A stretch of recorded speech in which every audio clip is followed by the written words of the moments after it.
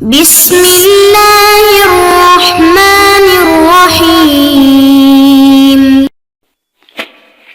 أعوذ بالله من الشيطان الرجيم. وإذ ابتلى إبراهيم ربه بكلمات فأتمهن قال إني جاعلك للناس إماما قال ومن ذريتي قال لا ينال عهد الظالمين. محترم سامعین، سبق نمبر 142 اور آیت نمبر 124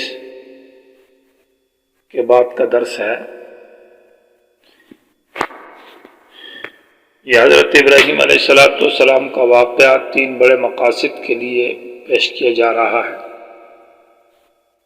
کہ بنی اسرائیل میں یہود اور نصارہ کو اسلام کی دعوت دی جا رہی ہے، اور ان کے اعتراضات کا ذکر تھا جو کہ رسول اللہ صلی اللہ علیہ وسلم کی ذات اقدس پر تھے کہ ہم اس کو نبی اس لیے نہیں مانتے کہ جبریل آتے ہیں، یا یہ سلیمان کو نبی کہتا ہے، یا سحر کا منکر ہے، یا ہم جو کلمات کہتے ہیں ان سے روکتا ہے اور خود جائز ہوتے ہیں، یا اس کی بات میں تردد ہے، نسخ ہے، یا یہ ہے کہ یہ اللہ کے ولیوں کو بیٹوں کو نہیں مانتا، ان کو عبد اور عاجز کہتا ہے، یا ہمارے پاس وحی کیوں نہیں آتی۔ تو یہاں سے حضرت ابراہیم علیہ السلام کا واقعہ ذکر کر کے 3 بڑے مقصد ہے کہ یہود بھی تو حضرت ابراہیم کو اپنا نبی مانتے ہیں، اور نصارہ بھی اپنا بڑا مانتے ہیں، اور نصارہ بھی، اور حتیٰ کہ ہندو بھی مانتے ہیں۔ تو یہ پیغمبر تو حضرت ابراہیم علیہ السلام کی دعا کا اثر ہے، انا دعوت ابراہیم، تو کیوں اس کا انکار کرتے ہو؟ دوسری بات، بیت اللہ بنیت للتوحید کی بیت اللہ توحید کے لیے بنایا گیا، آپ اس میں شرک کیوں کرتے ہیں؟ وہ مرکز توحید ہے اور سب سے پہلا مرکز ہے۔ اور تیسری بات یہ ہے کہ حضرت ابراہیم اور یعقوب نے تو وصیت کی ہے دین توحید کی، تو آپ کیوں اس دین سے انکار کرتے ہیں؟ وَإِذِ ابْتَلَىٰ ابراہیم کی آیت کے اندر شان ابراہیم ہے، اور 3 باتیں حضرت کی مقام اور مرتبے کی ذکر ہے۔ نمبر 1، اللہ تبارک و تعالی نے جو امتحان لیا مختلف باتوں سے اور مختلف کارناموں سے، فَأَتَمَّهُنَّ، ان کو بالکل پورا کیا۔ نمبر 2، اِنِّي جَاعِلُكَ لِلنَّاسِ اماما، کہ لوگوں کے لیے امام اور مقتدا بنایا۔ نمبر 3 یہ ہے کہ اپنی اولاد کے لیے بھی یہ مرتبہ اور دعا مانگی، وہ من ذریتی۔ تو عظیم شخصیت حضرت ابراہیم علیہ السلام ہے۔ گویا کہ آیت نمبر 124 کا عنوان ہے شان ابراہیم بالامور الثلاثہ۔ آیت کا ترجمہ، اور جب امتحان لیا ابراہیم علیہ السلام سے اس کے رب نے کچھ باتوں کے ذریعے یا کچھ کارناموں کے ذریعے، تو پس حضرت ابراہیم نے ان کو پورا ادا کر دیا۔ اللہ تبارک و تعالی نے کہا بے شک میں آپ کو لوگوں کا پیشوا بناتا ہوں۔ حضرت ابراہیم علیہ السلام نے عرض کیا کہ میری اولاد کو بھی یہ مرتبہ عطا کیجیے۔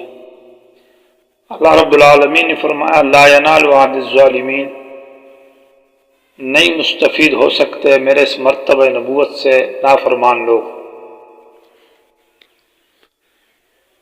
وَإِذِ ابتلا یہ بلا سے مشتق ہے، اور بلا کا معنی ہے معرفت و حقیقت الشیء، کسی شے کی حقیقت کی پہچان، جیسے سورہ یونس میں تھا هُنَالِكَ تَبْلُو كُلُّ نَفْسٍ مَا أَسْلَفَتْ، کہ اس وقت ہر نفس اپنے عمل کی حقیقت کو پہچان لے گا۔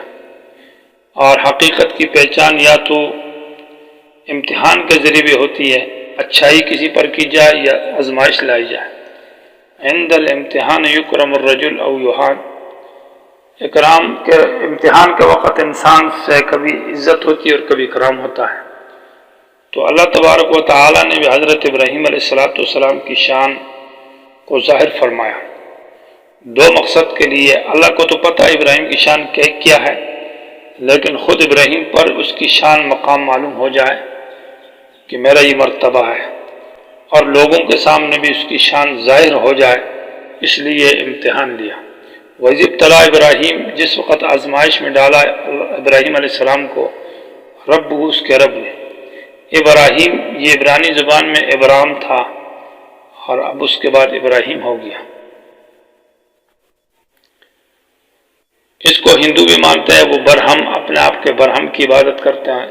رب اس کے رب نے بکلمات، کلمہ کا لفظ سلف صالحین یا متقدمین کے اصطلاح میں وہ بات کو بھی کہتے ہیں، کلمے کو بھی کہتے ہیں، کلام کو بھی کہتے ہیں۔ یہ جو بات کی اصطلاح ہے کلمہ کے مفرد کو کہتے ہیں، یہ اصطلاح تو متاخرین کی ہے، ابن حاجب وغیرہ کی ہے۔ اصل کلمہ کا اطلاق کلام پر بھی ہے اور کلمے پر بھی ہے۔ تو یہاں کلمات سے کیا مراد ہے؟ ایک قول تو یہ ہے کہ وہ 10 باتیں ہیں جو فطرت کی ہے، 5 سنتیں سر میں ہے اور 5 جو ہے وہ نیچے باقی بدن میں ہے۔ وہ مزمزہ کرنا ہے، کلی کرنا ہے، مسواک کرنا ہے، استنشاق ناک میں پانی ڈالنا ہے، سر کے درمیان میں سے بالوں کے درمیان میں سیدھی لکیر کھینچنا ہے کہ دائیں اور بائیں طرف بال جائیں۔ اس طرح باقی بدن میں یہ ہے کہ ختنہ کرنا ہے، زیر ناف بال لینا، زیر بغل اور ناخن کاٹنا وغیرہ۔ تو یہ مراد ہے جو عام مفسرین نے لکھا۔ بعض حضرات نے کہا کہ کلمات ان سے مراد وہ احکام حج ہے، حج کے جو مقامات منا ہے، مزدلفہ، عرفات ہے، سعی ہے، طواف ہے وغیرہ وغیرہ، مناسک کی حج وہ مراد ہے۔ بعض مفسرین نے کہا کہ بے کلمات ان سے مراد وہ 7 واقعات ہے جو حضرت ابراہیم علیہ السلام پر امتحانات آئے۔ پہلا امتحان بادشاہ نمرود جو ظالم تھا، اس کے سامنے اس سے مناظرہ، الم تر الی الذی حاج ابراہیم فی ربہ، اسی سورہ بقرہ میں بعد میں آ رہا ہے۔ دوسرا مناظرہ اور محاجہ اپنے باپ سے آزر سے، اس کا ذکر سورہ انعام میں ہے، وَإِذْ قَالَ إِبْرَاهِيمُ لِأَبِيهِ آزَرَ أَتَتَّخِذُ أَصْنَامًا۔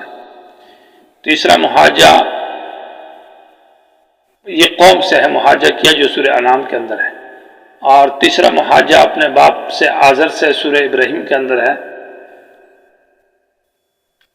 تو یہ 3 ہو گئے۔ اس کے ساتھ ساتھ حضرت ابراہیم علیہ السلام نے پھر حضرت اسماعیل اور حاجرہ کو وہ صحرا کے اندر چھوڑ کر ہجرت کر جانا، بواد غیر ذی زرع عند بیتک المحرم، سورہ ابراہیم میں اس کا ذکر ہے، وہ بھی ایک عظیم امتحان تھا۔ اسی طرح حضرت ابراہیم علیہ السلام کو آگ میں ڈالا گیا تو وہاں صبر کرنا، سورہ انبیاء کے اندر۔ اور اسی طرح حضرت ابراہیم علیہ السلام پھر ہجرت کر گئے، سورہ عنکبوت کے اندر جس کا ذکر ہے۔ ان کے ساتھ حضرت لوط نے بھی ہجرت کی، وہاں سے ہجرت کر کے چلے گئے، یہ ایک امتحان تھا۔ اسی طرح حضرت اسماعیل علیہ السلام کو ذبح کا حکم سورہ صافات میں ہے، اور وہاں بھی ہجرت کا ذکر ہے۔ تو یہ امتحانات جو مختلف صورتوں میں حضرت ابراہیم علیہ السلام پر واقعات ہے، یہ گویا کہ بڑے بڑے واقعات اور امتحانات حضرت پر آئے، تو کلمات سے یہ مراد ہے۔ تو یہ 3 تفاسیر اگر مراد لی جائے تو بہتر ہے کہ وہ 10 باتیں جو تھی ان کو بھی، اور احکام حج بھی، اور اسی طرح فَأَتَمَّهُنَّ، تو ان کو پورا کیا، یعنی ان امتحانات کو، مانا اَدَّاهُنَّ تامات، ان کو پورا ادا کیا۔ اور سورہ نجم کے اندر ہے وَإِبْرَاهِيمَ الَّذِي وَفَّى، ابراہیم وہ شخص ہے جو ہر امتحان میں پاس ہوا۔ تو جب کوئی آدمی امتحان کے اندر پاس ہوتا ہے اس کو انعام دیا جاتا ہے، جیسے کسی کو نشان حیدر پہنایا جاتا ہے۔ تو قال، اللہ تبارک و تعالیٰ نے کہا، انی جاعلک للناس اماما، کیونکہ امتحان کے اندر پاس ہے اس لیے میں تجھے بنانے والا ہوں للناس، لوگوں کے لیے، اماماً پیشوا، امام مانا مقتدا اور پیشوا کے ہے۔ بالصبر والیقین تنال الامامۃ فی الدین، صبر کے ساتھ اور یقین کے ساتھ دین میں انسان کو بلند مرتبہ عطا ہوتا ہے۔ قال، حضرت ابراہیم علیہ السلام نے دعا مانگی کہ مجھے یہ مرتبہ نبوت اللہ عطا کر رہے ہیں، ومن ذریتی، اور میری اولاد کے اندر بھی، اجعل من ذریتی ائمۃ، اے اللہ میری اولاد میں سے ان کو امامت اور نبوت کا مرتبہ عطا کر۔ قال اللہ تبارک و تعالیٰ نے دعا قبول کی، لیکن ایک شرط لگائی، لا ینالو کہ نہیں پہنچ سکتا عہدی، عہد سے مراد مرتبہ نبوت، یہ میرا مرتبہ نبوت جو نبوت کسی کو دیتا ہوں یہ نہیں پہنچتا الظالمین نافرمانوں کو۔ معلوم ہوا کہ نبی ظالم نہیں ہو سکتا مانا گنہگار، وہ نبوت سے پہلے بھی معصوم ہوتا ہے گناہوں سے۔ تو یہ آیت دلیل ہے عصمت انبیاء کے اوپر کہ قبل النبوت و بعد النبوت، انبیاء پہلے بھی معصوم گناہوں سے، نبوت سے پہلے اور بعد میں بھی۔